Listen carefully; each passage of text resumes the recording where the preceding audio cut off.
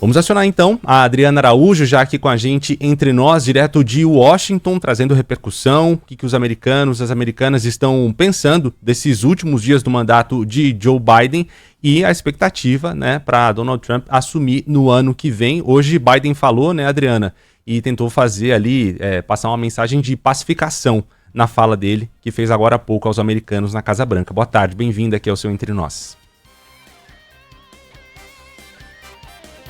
Renan, Thaís, de volta aqui ao Entre Nós. Ju, boa tarde para todos vocês aí no Brasil.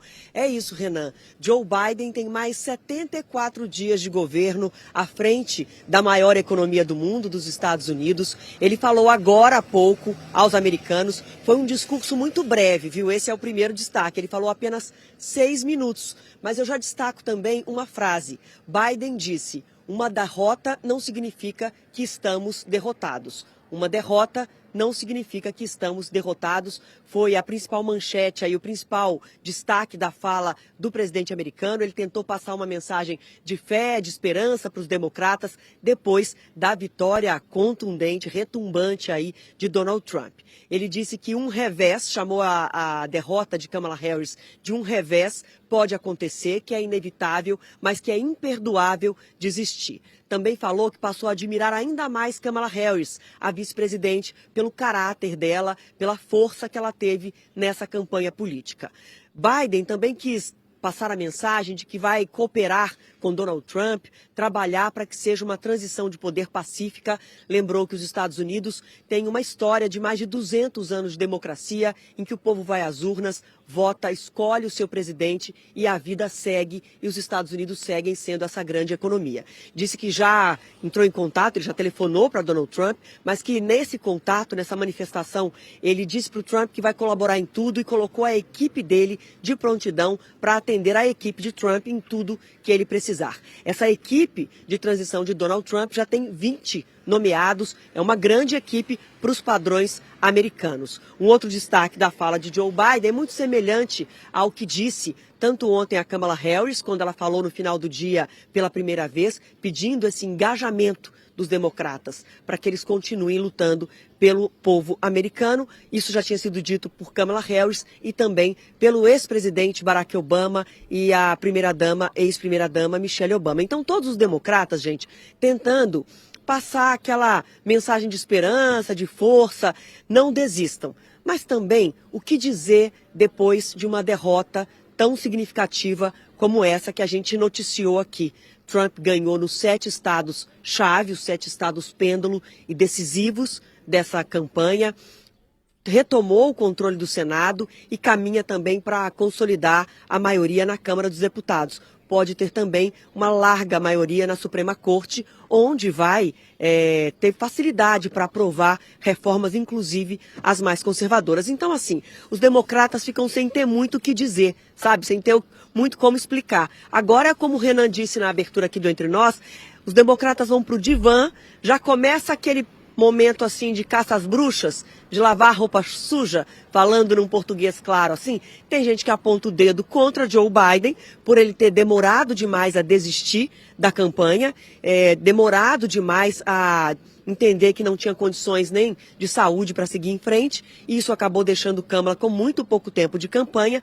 Já outras pessoas criticam também Kamala Harris, porque ela teria falado de muitos assuntos e não compreendido que a economia era o principal. Ela não conseguiu convencer o eleitorado de que ela não seria um Joe Biden 2, que ela não seria uma continuidade do governo de Biden. Ela teria que ter tido dado mais ênfase, ter sido mais clara de tudo o que ia fazer na economia caso fosse eleita, para convencer o eleitorado que estava pensando com o bolso. A gente falou um pouco disso ontem e é a discussão que continua, enfim, nos bastidores aí dos democratas discutindo essa derrota histórica.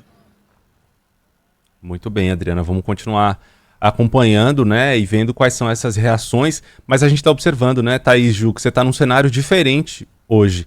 Antes de falar do cenário que você tá, vamos ouvir uma fala do Joe Biden, né, ele fez esse discurso agora há pouco, a gente tem um trecho de uma fala importante na tradução da Beatriz Ferretti, vamos acompanhar. As pessoas votam e escolhem os seus próprios líderes de forma pacífica. Isso é uma democracia. o desejo das pessoas sempre deve prevalecer. Ontem, eu falei com o presidente eleito Trump, o parabenizei pela vitória e eu garanti a ele que toda a minha administração vai realizar uma pacífica e ordenada transição. É isso que a América merece, as pessoas merecem. Ontem eu também conversei com a vice-presidente Harris, Kamala Harris. Ela foi uma companheira, ela liderou essa campanha como ninguém e eu a respeito muito. Ela tem caráter, ela é osso duro, ela tem um verdadeiro caráter. Ela deu todo o coração, os esforços. Ela e toda a equipe devem estar orgulhosos dessa campanha. É importante falar, né, dessa postura de Joe Biden tentando colocar panos quentes, mas o fato é que ela realmente teve muito menos tempo para se posicionar ao longo até da função de vice-presidente. Eu lembro muito bem quando a gente trouxe a cobertura, a Adriana, a Renan, Ju, aqui já antecipando a eleição Biden-Trump, muito se falava como a grande sucessora de Biden, a Kamala Harris, só que ao longo desses 4 anos ela ficou ali encostada, escondida, quase não teve, né, essa divulgação muito grande do seu nome para construir essa campanha, né, esse pré-campanha para chegar com força total nessa última eleição. Colocou panos quentes, fez questão de reforçar também, né, é importante dizer aqui o seu papel, falando, olha, eu tive um papel importante, vocês vão ver, até daqui a 10 anos, vocês vão ver projetos que a gente começou agora. Vamos ver como é que fica isso na prática. Mas o Renan, agora há pouco, Dri, ele falou assim, olha, a Adriana está num bairro diferente, tem informação. E se a gente falou de economia agora há pouco como um tema muito fundamental, uma das estruturas, dos pilares, né, discutidos nessa campanha, a gente reforça também a imigração como um desses temas. E eu sei que esse bairro onde você está tem muitos dos imigrantes. Como é que está o clima por aí? Olha aqui, deixa eu mostrar para vocês. Eu escolhi sair da frente dos grandes monumentos aqui de Washington. Todos os dias a gente está mostrando aí para o nosso público a Casa Branca, o Congresso, a Suprema Corte. Mas hoje eu escolhi sair da frente desses monumentos e vir para um bairro. Esse lugar aqui que eu estou, a rua se chama Mount Pleasant. É o nome da rua e ela é conhecida por ser o coração dos latinos aqui na capital federal, em Washington, D.C. Olha só, vou sair da frente da câmera um pouquinho.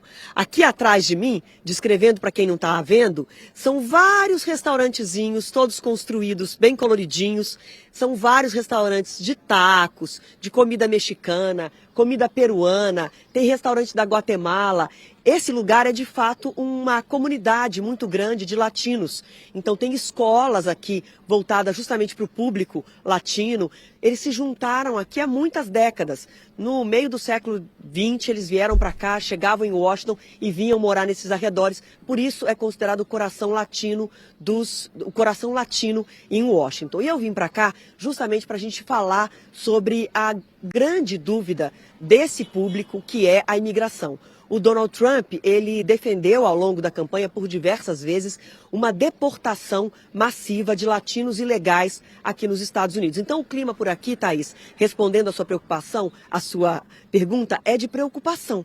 As pessoas não sabem exatamente o que vai acontecer, porque tem muita gente que está legalizada, que tem documentos, mas tem muita gente que não está, que está trabalhando, vivendo aqui, estudando, mas que não tem a autorização, a permissão para estar nos Estados Unidos, está vivendo ilegalmente.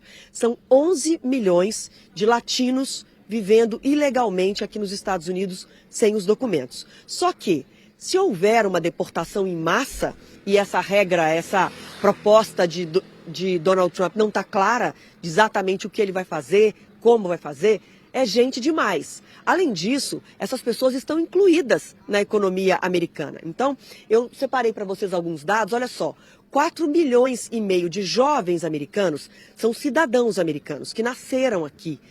Crianças, adolescentes, jovens com menos de 18 anos, eles têm pai ou mãe ilegalmente no país, vivendo ilegalmente, sem documento. Ou seja, eles são cidadãos, mas o pai ou a mãe estão vivendo ilegalmente. Então, essas famílias vão ser separadas? É uma dúvida. Além disso, mais de 8 milhões desses 11 milhões que eu falei, 8 milhões estão inseridos na força de trabalho. Tem pequenos negócios, trabalham. Tirar todos eles tem uma repercussão na economia. E, por fim, o outro dado que eu separei para a gente é em relação ao quanto é arrecadado de impostos nesse público, dos trabalhadores de origem latina, 97 bilhões de dólares anualmente. Então, assim, eles representam um público, um número muito grande, mas também uma força econômica nos Estados Unidos, e ainda não está claro como essa proposta de Donald Trump de fazer uma deportação em massa e fechar as fronteiras de fato vai ser implementada. Agora, um outro dado que eu também separei para a gente conversar hoje, que eu acho muito curioso, é que assim, aí no Brasil as pessoas podem ter a impressão de que, como o Trump todo o tempo falava de deportação em massa, de fechar as fronteiras, as pessoas podem imaginar que ele não teve o voto dos latinos. Tá passando um caminhão aqui agora, vida real, viu, gente? Ele não teve o voto dos latinos, mas não é verdade.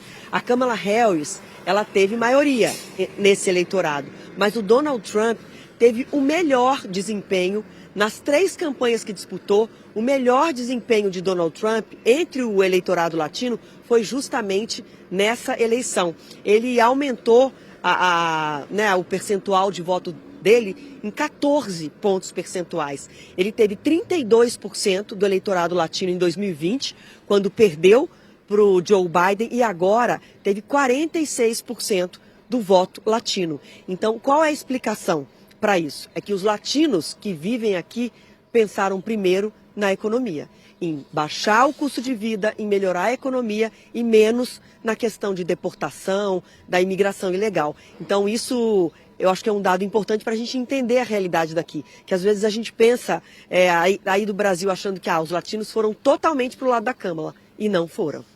Adriana, porque justamente como a gente tem conversado na economia, a questão muito é que como tem muita oferta de mão de obra, os salários baixaram, tem muita competição para emprego aí nos Estados Unidos, e a expectativa é que com a retirada de parte dos imigrantes tenha menos mão de obra disponível e com isso os salários subam. Essa é a expectativa de quem votou no Donald Trump, um dos aspectos, né, essa questão de recuperar o poder salarial. Agora, por outro lado, é uma política protecionista que a economia, a teoria econômica mostra que o protecionismo ele gera inflação, ele gera ineficiências, ele gera uma redução de competição. Então, está todo mundo querendo entender em que momento uma coisa vai conversar com a outra e, na prática, né, Dri, o que ele de fato vai entregar para valer, o quanto que é discurso, o quanto é realidade dessa agenda que a gente não sabe de fato o que vai ser implementado, né? E o temor é que ele implemente tudo de uma vez só, de forma drástica, já que ele ganhou, como você falou, de forma retumbante, com apoio do Congresso, da Suprema Corte, no voto popular, e ele não tem direito à reeleição, então que ele pode vir com tudo, né? Qual que é esse sentimento hoje do que ele de fato deve entregar? Ô Ju, olha, sobre a questão da mão de obra, é exatamente isso. Menos imigrantes ilegais, mais oferta de emprego para os americanos, mais oportunidades para os americanos. Só que tirar 8 milhões de trabalhadores da força de trabalho, do mercado, não é algo que se faça assim, né, num piscar de olhos. Então, e tem um efeito, porque muitos dos latinos, as pessoas podem pensar, eles estão limpando as casas, limpando o chão. Muitos dos latinos têm negócios aqui, né? Então, eles também empregam americanos. Eles criaram seus próprios negócios, eles criam oportunidades para outras pessoas. Então, com isso, tem um efeito. Tirar os latinos assim, rapidamente, 8 milhões sem documentos, mas trabalhando, gerando emprego, gerando renda. Bom, agora, sobre a expectativa, Ju, o presidente eleito Donald Trump, ele está fechado na mansão dele na Flórida, em Mar-a-Lago. Desde que falou naquela noite da vitória, ele não apareceu mais. Os jornalistas passam lá o dia inteiro, dia e noite de plantão, mas ele ainda não apareceu.